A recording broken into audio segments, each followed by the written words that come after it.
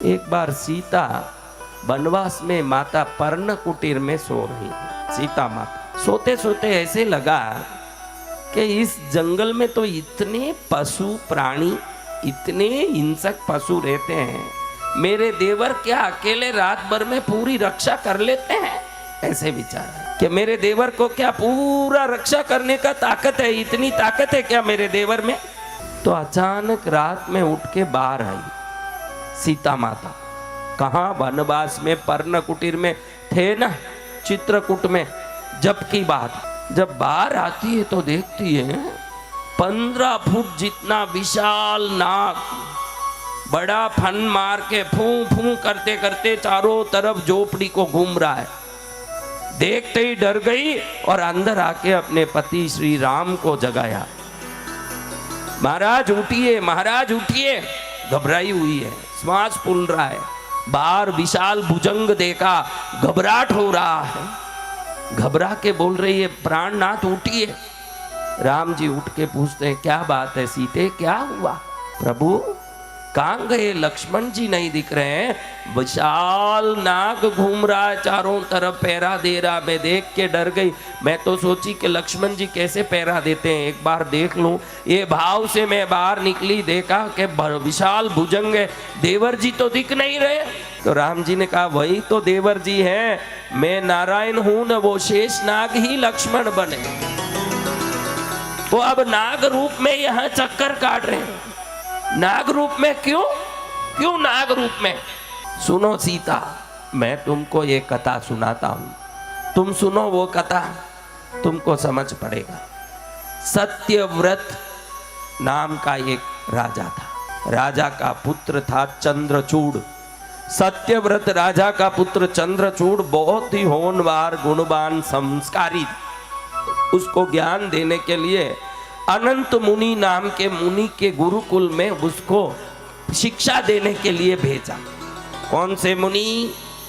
अनंत मुनि। बोलो, मुनि के चरण में गए, गुरुकुल में शिक्षा लें। चंद्रचूड़ सत्यव्रत राजा का पुत्र, और गुरुकुल में शिक्षा लें, ज्ञान सीखें, लिखना सीखें, पाठ सीखें, धर्म सीखें, धनुर्विद्या सीखें, पूजा सीखें, प्रजा पालन नीति सीखें, न्याय सीखें, व्याकरण, संस्करण, संस्कृत सीखें, चंद नृत्य आदि सीखें। अनंत मुनि की एक बेटी है, बेटी का नाम है सुमुखी। क्या नाम है? सुमुखी। सुमुखी चंद्रचूड़ को देख के आकर्षित हो गई। सुमुखी कहती है चंद्रचूड़ का, अकेले में मेरे साथ विवाह कर लो, मैं तुमको बहुत पसंद करती हूँ। तो चंद्रचूड़ कहते हैं, बहन तुम मेरी गुरु की बेटी हो, और शास्त्र कहता है गुरु की बेटी शिष्य की बहन होती है, और बहन होने के कारण मैं तुमको पति को सौंपूंगा किसी अच्छे लड़के को। मैं तुमको निष्कलंक आंख से अपनी बहन के रूप में मानता हूँ, तुमसे मैं शादी नहीं कर सकता, मुझे क्षमा करो, तुम मेरी बहन हो। सुनते ही सुमुखी को गुस्सा आ गया, मैं इससे इतना निवेदन कर रही हूं मेरे से शादी कर लो, और ये कहता बहन है न, भाई है न, ऐसे कहता है। बड़े गुस्से में आ गई। एक दिन बड़ी व्याकुल थी, कैसे भी चंद्रचूड़ को प्राप्त कर लूं। व्याकुलता में एक दिन मुनि बाहर गए थे, उस समय में इसका हाथ पकड़ के खींची।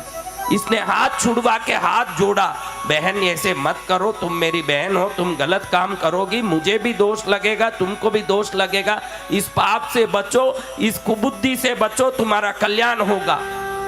ये बोल ना रहा, दोनों पास खड़े रहे ने। इतने में अनंत मुनि का अचानक आना हो गया। जैसे ही बाप को आया देखी, अब घचपचा गई कि भाई अब क्या बोलूं। तुरंत अपने खुद ही कपड़े सब फाड़ लिए, गहने सब गिरा दिए। अरे इस नालायक ने मेरे को खींचा, मेरे को परेशान किया, मेरे शरीर को फाड़ा, लोचा, मेरे को दुख दिया, ये पापी मेरा बलात्कार करने की कोशिश किया। ये तो ठहरे मुनि, क्या कर सकते हैं? लेकिन गुस्सा उनको बहुत आया कि ये मेरे पास सीखने आया ज्ञान, और मेरी बेटी के साथ अत्याचार किया। तुरंत देश के राजधानी में जाके चंद्रचूड़ के पिता सत्यव्रत राजा के पास गए। आपके बेटे ने मेरे बेटी के साथ अनाचार किया है, मेरी बेटी बड़ी दुखी होकर रो रही है, आप ही न्याय दिलाइए। आज के जमाने में देखो एमपीओ के बेटे गली में लड़कियों की साड़ी खींचते फिर रहे हैं, एमएलए का बेटा लड़कियों की साड़ी खींचता फिर रहा है। कुछ बोलोगे तो बाप बेटे का पक्ष लेता है। ये वो जमाना था जब राजा धर्म का पक्ष लेते थे, अपने परिवार का पक्ष नहीं लेते। आज देखो एमएलए एमपीओ के बेटे क्या क्या काम करते घूम रहे हैं। देखो पेपरों में रोज आते, टीवी में रोज आते हैं। पद मिलते ही मद आ जाता है। क्या आ जाता है? लेकिन वो जमाने में राजे कैसे होते थे? वो राजा न्याय प्रिय होते। बेटे को पूछा तक नहीं कि क्या हुआ रे, बेटे को कोई न्याय भी नहीं पूछा, उसी समय आदेश दे दिया कि इस मेरे बेटे के हाथ पैर काट दो। जिसने एक गलती नहीं की उस चंद्रचूड़ के बिन पूछे ही सिपाहियों ले जाकर के हाथ पैर काट दिए। हाथ भी कटे, पैर भी कटे। अब क्या कर पाए? वहीं पड़े पड़े मरण अवस्था में चंद्रचूड़ तड़पते तड़पते रोया। गुरु का सिखाया हुआ नारायण आराधना उसको याद आया। हे नारायण, हे प्रभु, ये शेषनाग पर सोने वाले भगवान, मैंने क्या गलती की जो मेरे को ये दोष मिला? प्रभु, मैं आपके चरण में ये प्राण छोड़ना चाहता हूँ, मेरा प्राण स्वीकार कीजिए। मैंने कोई गलती नहीं की, लेकिन कोई दुर्दशा मेरी, कोई पुराना कर्म था जो आज मेरे जीवन में ये बन के आया है, मुझे क्षमा करो प्रभु। हरि नारायण नारायण नारायण, हरि नारायण नारायण नारायण, हरि नारायण नारायण नारायण, हरि नारायण नारायण नारायण, हरि नारायण नारायण नारायण, हरि नारायण नारायण नारायण। नारायण नारायण करते करते चंद्रचूड़ ना दोनों हाथ हैं ना दोनों पैर, शरीर अंगहीन हो गया। अभी अंगहीन आदमी और कटे हुए पर कोई दवाई लगाने वाला भी नहीं। जल्लाद काट के चले गए, अब वो पड़ा है, मरना ही निश्चित है। रो रो के नारायण नारायण करे, सामने नारायण शेष नाग के साथ प्रकट हुए। क्या हो गए?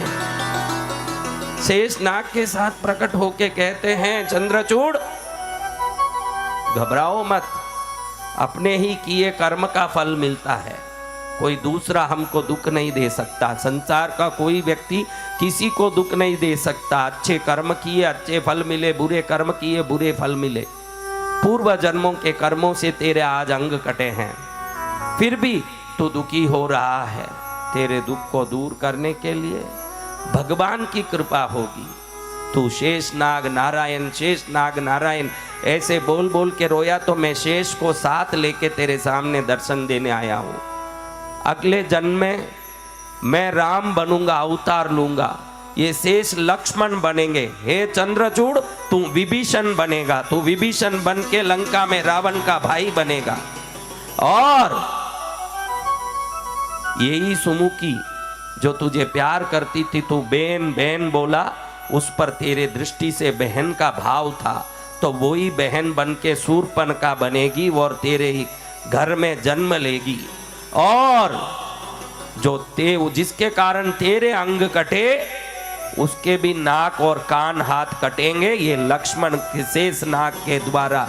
और ये कटेंगे तो जैसे तेरा कटा उसका भी कटेगा। तू शेष शेष बोला तो वही शेष के द्वारा उसके नाक कटेगा, और वही बहन बन के तेरे साथ जन्मेगी। तेरे मन में वो बहन है ये भाव था, वो भाव पूरा होने के लिए तेरे घर में बहन बन के ही वो जन्म लेगी। चंद्रचूड़ विभीषण बन के जन्म ले, सुमुखी शूर्पणखा बन के जन्म ले, और शेष जी लक्ष्मण बन के जन्म लेते हैं, और भगवान नारायण राम बन के जन्म लेते हैं। रात के समय सीता माता को ये कहानी सुना के राम जी कहते हैं, यही शेष तो लक्ष्मण बन के आए हैं, लोगों के सामने लक्ष्मण बन के घूमते हैं। जैसे ही रात होती है शेष नाग बन के पहरा दे रहे हैं इस कुटीर की। सीता विभीषण के द्वारा अपमानित हो करके अनेक प्रकार के कांड से युद्ध होगा, तब मैं रावण का वध करूंगा। उसके पहले कुछ ही दिन में शूर्पणखा यहाँ आने वाली है। और जैसे विभीषण को पूर्व जन्म में चंद्रचूड़ नाम से अंग कटे, जिसने अंग कटने का कारण था उसका भी अंग कटेगा लक्ष्मण के द्वारा। राम जी की बात सुन के सीता माता को शांति होती है, सब रहस्य समझ में आता है। अब आप बताइए कि हमारे जीवन में कुछ भी होता है तो वो किस कारण होता है, आप बताइए। हाँ? हाँ? कोई जन्मों के कर्म हैं, वो कर्म हमको इस जन्म में किसी प्रकार से आकर के हमारे जीवन में स्थान पाके हमारे जीवन को किसी न किसी रूप से, किसी न किसी घटना से, किसी न किसी अनुभव से या शरीर के किसी न किसी अंग से हमको हमारे पूर्व जन्मों के अनुभवों को याद दिलाते हैं। अब इस जन्म में हमको करना इतना ही है, श्रेष्ठ वाणी, श्रेष्ठ विचार, श्रेष्ठ व्यवहार ये जीवन में करते रहें, ताकि अगला जन्म भी हमारा शुभ हो, आगे के जन्म भी श्रेष्ठ बने।